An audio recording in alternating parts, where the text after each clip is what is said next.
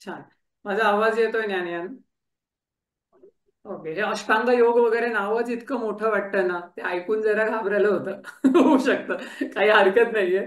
पण अष्टांग म्हणजे आठ आठ अंग असं त्याचा अर्थ आहे. आणि थोडासा मी प्रयत्न केला यावेळेस. काय होतं, दरवेळेला आपण उपासना घेतो, सुरुवात करतो केंद्राची उपासनेनी आणि बरंचसं बोलणं असतं त्याच्यामध्ये. मग बोलणं असेल की त्याच्यामध्ये सगळ्यांचंच तेवढं लक्ष असतंच असं नाहीये. मग यावेळेस मी थोड्याशा स्लाइड्स केल्यात की बघा तुम्हाला स्लाइड्स मधनं थोडा अजून भाग त्यातला कळतो का, हा प्रयत्न आपण करत जाऊ. हा, तर मी थोड्याशा स्लाइड सुरुवातीला शेअर करतो आणि मग आपण उपासनेकडे जाऊयात. खूप जास्त स्लाइड्सवर बोलायचं आहे असं पण नाहीये, पण थोडासा गंमत, हा, फन पार्ट. तर मी जरा शेअर करतो स्लाइड्स. मला स्लाइड्स दिसायला लागल्या की प्लीज सांगा, कोणीतरी फक्त बोलून सांगा. दिसतायत स्लाइड्स? ओके, छान. तर अष्टांग योग मी जसं म्हटलं तसं सिंपल आपण काय बघतोय, खरं तर मागच्या केंद्रात तुम्ही बघितलं ना, तर पतंजली योगमुनी म्हणून होऊन गेले बरं का, पतंजली ऋषी, आणि सगळ्यांनी नाव ऐकलं असेल. आणि त्या ऋषींनी ना खरं तर अष्टांग योग म्हणजे योग प्रक्रिया डेव्हलप केली, म्हणजे आपल्या सर्वांपर्यंत आणली. आणि त्याच्यामध्ये ना देर आर 8 म्हणजे डिफरंट पार्ट्स, 8 अंग असं म्हटलं जातं. अष्ट आठ अंग म्हणजे लिम्स. तर त्याचं 8 लिम्स ऑफ योग असं म्हटलंय. आणि त्याच्यामध्ये कुठले कुठले तुम्ही गंमत बघा, हे श्वेता मावशीने मागच्याला सांगितलं होतं. तर त्याच्यामध्ये यम, नियम, आसन, प्राणायाम, प्रत्याहार, धारणा, ध्यान आणि समाधी. समाधी म्हणजे अल्टिमेट. ओके, अल्टिमेट म्हणजे आपल्या स्वामींना जी अवस्था प्राप्त झाली होती आणि ज्या अवस्थेमध्ये सहज समाधीमध्ये नंतर असायचे एकदम, म्हणजे ज्यांना ईश्वर प्राप्ती झाली असं. मग ते तिथपर्यंत जायचं कसं, तर ह्या 8 स्टेप्सच्या मदतीने जायचं. It is like a ladder असं लक्षात घ्यायचं. पहिली स्टेप, दुसरी स्टेप, तिसरी स्टेप, सगळं करतच राहायला लागतं. म्हणजे असं नाही की पहिली स्टेप ओलांडून दुसऱ्या स्टेपला गेलं की पहिल्या स्टेपची गरजच नाही बरं का. तर तसं नाहीये. पण हळूहळू हळूहळू प्रयत्न करत जायचा. आणि हा भाग थोडासा आपण नंतर पण सावकाशपणे बघणार आहोत. पण थोडक्यामध्ये काय, यम म्हणजे काय की मी इतरांशी सर्वांशी कसं वागणार, बाहेरच्या समाजामध्ये कसं वागणार असं. नियम म्हणजे काय, तर माझी मी सगळी कर्तव्य कसं करणार, हे फार महत्वाचे बरं का समजून घेणं. मग आसन म्हणजे काय, तर आपल्या सर्वांना माहिती आहे की ताड बसायला पाहिजे. उगतच असं असं असं असं कोण कोण कोण कोण ते केंद्र बघत असताना हलत असतात, मग मध्येच डोळे मोठे करत असतात, मग मध्येच असं काहीतरी करत असतात, काही चाललेलं असतं. तर तसं करायचं नाही, शांत बसायचं, स्थिर बसायचं. आसन. पण हे स्थिर बसण्यासाठी प्राणायाम म्हणजे थोडासा श्वास आपला शांत केला पाहिजे, मग दीर्घ श्वसन थोडंसं करायचं. म्हणून प्राण, प्राण म्हणजे काय, श्वास. आपल्या शरीरामध्ये वाहणारा जो, म्हणजे ती शक्ती आहे खरं तर, प्राणशक्ती असं म्हटलं जातं. त्याचं नियमन करणे, रेग्युलेशन करणे असं. प्रत्याहार थोडस सगळं बाहेरच्या सगळ्या आपल्या अट्रॅक्शन्स बदलणं, म्हणजे आपल्याला काहीतरी आवडतंय, टीव्ही चाललाय, हे चाललंय, ते चाललंय, थोडस आपण इनवर्ड कुठे फोकस करतो, आपण भ्रूमध्याच्या ठिकाणी, बरोबर. म्हणजे जिथे कुंकू लावतात किंवा गंध लावतो त्या ठिकाणी दोन्ही भुवनांच्या मध्यभागी अवधान एकवटायचं, लक्ष केंद्रित करायचं. मनामध्ये ओंकार असा छोटा नाममंत्र घ्यायचा. श्वास घेताना ओम, श्वास सोडताना ओम, आणि त्या ठिकाणी शांतपणे बसायचं. हे मी सगळं फास्ट सांगतोय कारण खूप वेळ आपल्याला नसतो. पण थोड्याच वेळामध्ये हे समजून घेऊन, थोडं थोडं नीट नीट समजून घेऊन आपण हा प्रयत्न केला पाहिजे. मग आपल्याला आपलं आपलं करता येतं. तर तसं थोडस प्राणायामाचा जो भाग आहे तो श्वास रेग्युलेट करण्याचा आहे. प्रत्याहाराचा भाग आहे तो, रे इकडे तिकडे बघू नका रे, स्वतःमध्ये लक्ष द्या, असा भाग आहे. धारणेचा जो भाग आहे तो ओंकार या नाममंत्रासहित ईश्वर भाव. ओम म्हणजेच गॉड, माय गॉड, ईश्वर. आतमध्येच मला तो सापडणार आहे, शोध घ्यायचा आहे मला त्याचा. आणि असं म्हणून त्या ईश्वर भावामध्ये श्वासावरती ओम हा नाममंत्र चालवत सगळं लक्ष या ठिकाणी केंद्रित करायचं, भ्रूमध्याच्या ठिकाणी. धारणा ध्यान म्हणजेच ही प्रक्रिया, या ठिकाणी लक्ष ठेवून रिपीटेडली असं करत राहायचं. आणि मग असं करता करता करता ओम म्हणजे गॉड म्हणजेच माझं खरं रूप आहे असं खूप करून करून प्रॅक्टिस करून जर नीट पद्धतीने केलं तर साध्य होतं समाधी. आपण बघितलं होतं. तर आता गंमत बघा बरं का, योग म्हणजे काय, तर त्याचं असं म्हटलेलं आहे बरं का, म्हणजे योग याची व्याख्या, डेफिनेशन थोडंसं आपण बघायचं, फार त्याच्यामध्ये मी जात नाही. पण युज्यते अनेन इति योगः असं म्हणलेलं आहे. युज्यते म्हणजे जॉईन करणं. काय जॉईन करायचं आपल्याला? आपली बॉडी कुठेतरी जाऊन जॉईन करायची का फेविकॉलनी? का माइंड काढून जॉईन करायचंय? का कुठेतरी ब्रेन वगैरे काढून? काही नाही. आपल्याला हे सगळं माइंड, बॉडी, ब्रेन, इंटलेक्ट जो काही सगळा भाग दिलेला आहे त्या सगळ्याचं कॉम्बिनेशन आपल्या आतमध्ये धारणा म्हणजे चित्त आहे, कळत असतं आपल्याला. आपल्याला आनंद होतो, आपल्याला दुःख होतं, आपल्याला एखाद्याबद्दल छान वाटतं, काही गोष्टी आपल्याला कोणी काही बोललं तर वाईट वाटतं. सगळे अनंत इमोशन्स, भाव सगळे आपल्या चित्तामध्ये असतात. ते सगळे आपल्याला समजत असतात. ते जे चित्त आहे ते बाकी सगळ्या गोष्टी बाजूला ठेवून ओंकार ह्या भावनेशी म्हणजे ओम म्हटल्यानंतर त्याच्या मागे जो ईश्वर भाव आहे त्याच्याशी जोडून टाकायचा प्रयत्न करायचा. त्याला योग असं म्हटलेलं आहे बरं का. हा फार विशेष भाग आहे. आणि मग आपलं इंटेन्शन काय आहे? ध्यान. स्वामींनी आपल्याला काय सांगितलंय? मेडिटेशन. Very important. हे थोडंसं लक्षात घ्यायचं. ओके. आता याच्यामध्ये आसन पण दाखवलं आहे. आपल्याला ते आसन माहिती आहे, आपण शिबिरामध्ये पण बघतो आणि केंद्रांमध्ये पण आपण बघितलेलं आहे. तर सर्वांनी आता त्या आसनामध्ये बघायचं, बसायचं, सगळ्यांनी थोडंसं ताठ बसायचं. खुर्चीवर बसलं असेल तर पाय थोडे खाली ठेवायचे, टेकत नसतील तर पाय खाली काहीतरी घ्यावं, थोडीशी पाठ मागे सरकवावी, खांदे सरळ ठेवावेत, एकदम वाकून बसू नये, नाहीतर थोड्याने डोकं कुठे आपटेल? आपल्या लॅपटॉपच्या स्क्रीनला. तर तसं करू नये. त्यामुळे थोडंसं मागे सरकून बसावं, ताठ बसावं, छान बसावं, अलर्ट बसावं असं सांगितलंय. मग ध्यान नीट करता येतो. आता हे सगळं सुरुवात कुठे होते बघा बरं का. गंमत. आता हे मी तुम्हाला थोडीशी मजा सांगणार आहे. अथ योगानुशासनम असं म्हटलंय. ह्या सगळ्याची सुरुवात. अरे व्हॉट इज अथ योगानुशासनम? अथ म्हणजे now. So now what we are starting? We are starting the discipline of how to practise yoga. अरे वा, किती छान. पण डिसिप्लिन म्हणलं की नको नको नको. शाळेत पण डिसिप्लिन, घरी पण डिसिप्लिन, आता केंद्रात पण डिसिप्लिन, सगळीकडे का डिसिप्लिन आणताय असं आपल्या मनामध्ये येतं. पण अहो थोडासा डिसिप्लिन, जास्त नाही, आपल्या चॉईसनी असं आपण थोडासा प्रयत्न करूया.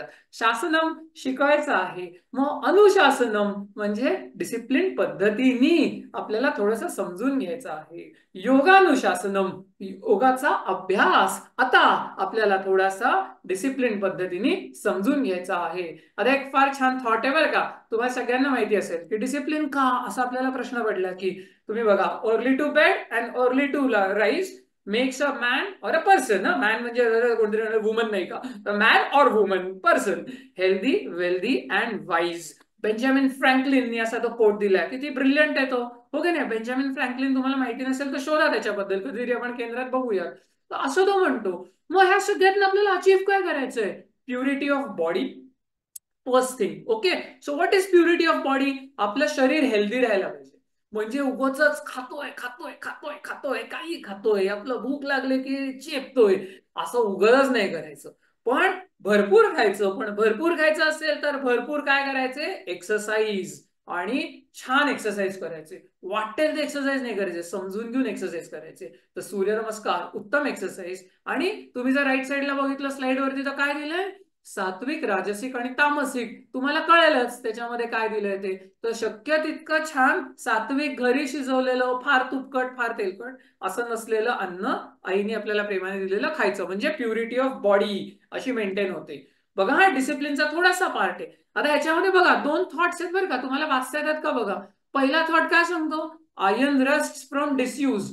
Water loses its purity from stagnation. म्हणजे पाणी नुसतं साचून राहिलं की काय होतं? सगळं खराब होऊन जातं. लोखंड नुसतं पाण्यात म्हणजे बाहेर ठेवून दिलं आणि वापरातच नसेल तर काय तो गंज लागतो. आणि even so does inaction sap the vigour of the mind. म्हणजे जर आपण काही केलंच नाही, आपल्या शरीराला नुसतं असं एखादा लडदू माणसासारखं बसवून ठेवलं तर काय होतं? आपल्या शरीराचं सगळं जे काही विगर असतं म्हणजे त्याच्यामध्ये कार्यक्षमता जी असते ती निघून जाते. मग एखाद्या शेडजी सारखं मस्त टम्मू पोट होतं, असे गाल गब्बू गब्बू होतात आणि मग हलायला अरे कोणीतरी मदत करा, उठा, धरून न्या, अशी आपली सगळी परिस्थिती सुरुवात होते. हो की नाही?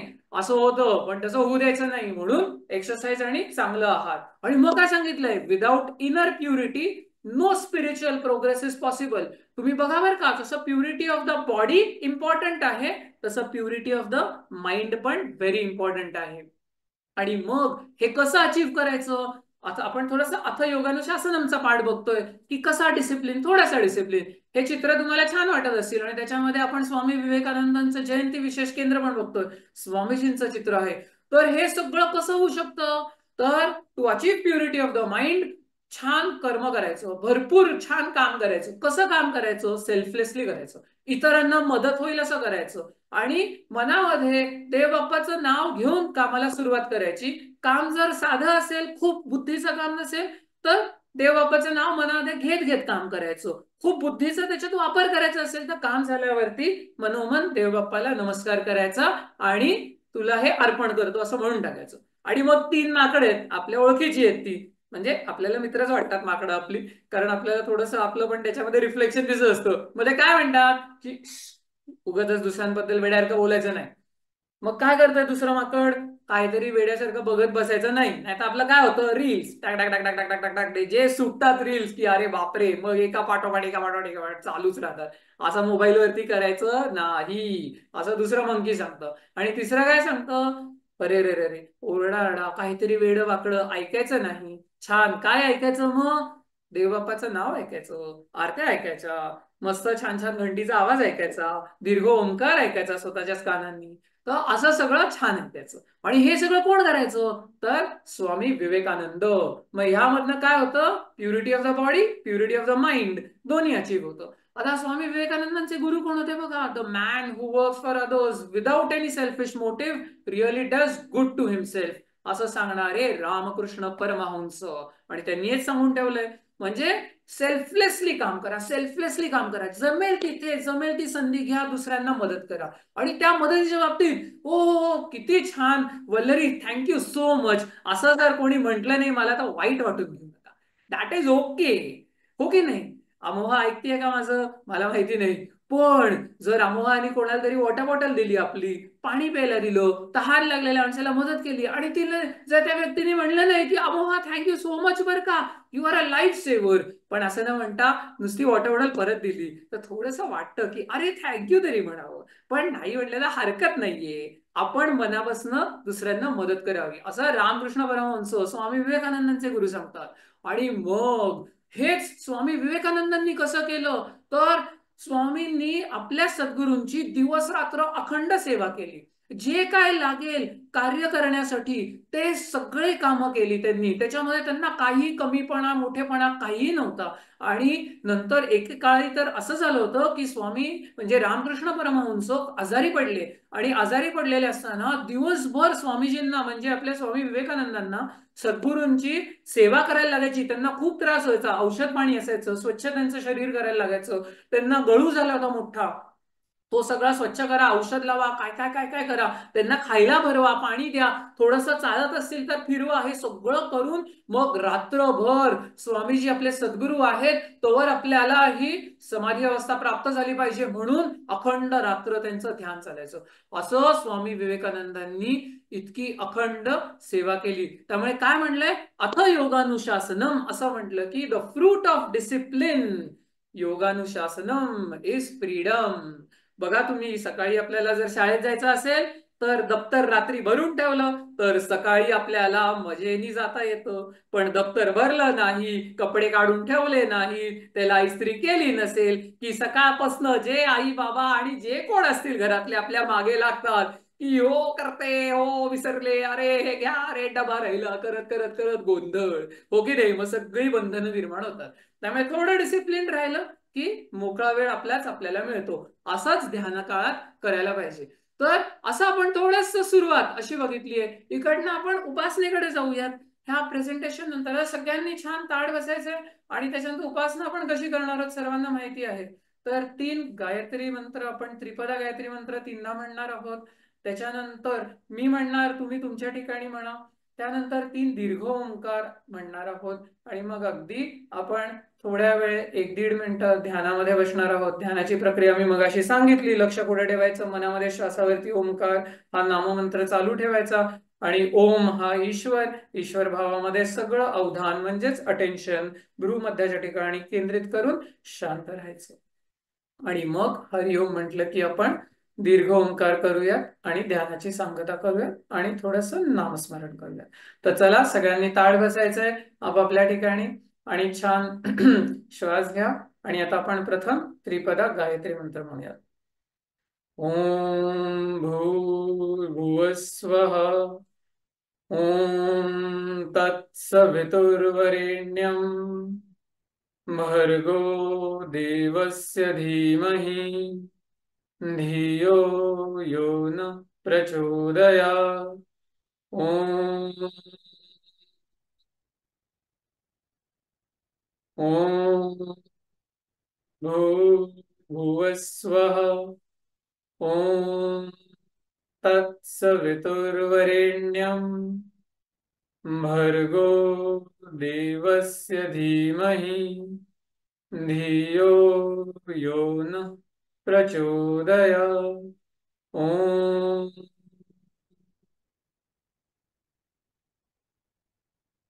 ॐ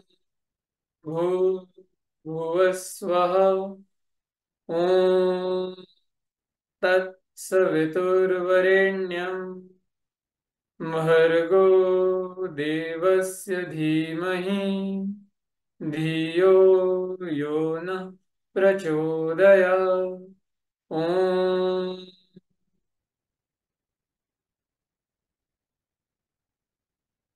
3 वेळा आपण दीर्घ ओंकार करूया. दीर्घ श्वास घ्या. ओम.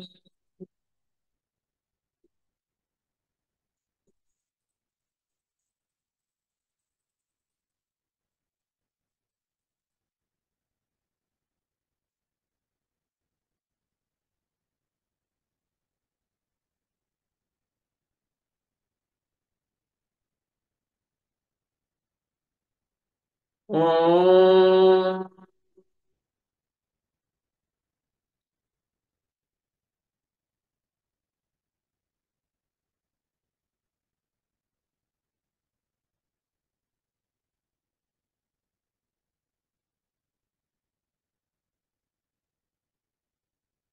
ओम.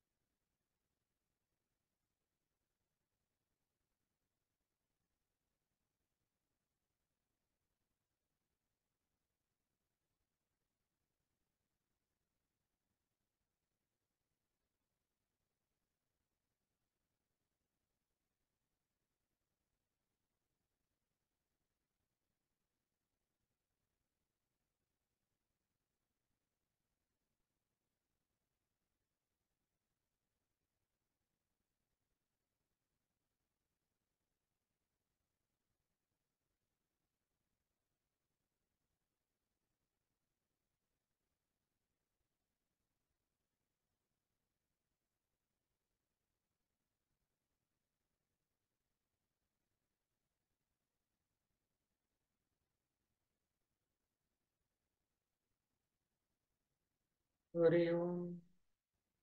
हरि ओम. हरि ओम. एक दीर्घ ओंकार करूया.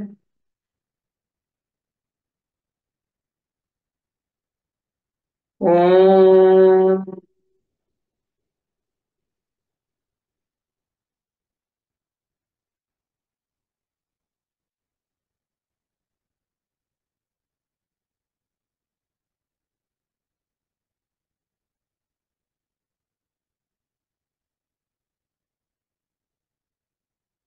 छान. तर मी नाममंत्र सांगतो. माझ्या मागे ज्ञानिया तू म्हणशील.